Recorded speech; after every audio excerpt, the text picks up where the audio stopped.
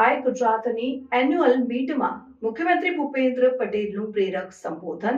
મુખ્યમંત્રી ભૂપેન્દ્ર પટેલે હરિત ઉર્જાને વેગ આપવા રાજ્યમાં ઉદ્યોગોને પણ ગ્રીન એનર્જી પૂરી પાડવાની નેમ વ્યક્ત કરી છે. આ સંદર્ભમાં તેમણે કહ્યું કે રાજ્ય સરકારે એગ્રીકલ્ચર સેક્ટરમાં ગ્રીન એનર્જીને પ્રોત્સાહન આપ્યું છે. તેવી જ રીતે હવે ઇન્ડસ્ટ્રીયલ સેક્ટરમાં પણ વધુને વધુ ઉદ્યોગોને ગ્રીન એનર્જીના ઉપયોગ તરફ વાળવા છે.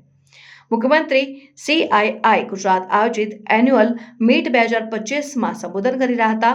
આ મીટિંગમાં વિકસિત ગુજરાત પાવરિંગ અ પ્રોસ્પરસ ઇન્ડિયાની વિષયવસ્તુ સાથે ચર્ચા સત્રો પણ યોજવામાં આવ્યા હતા.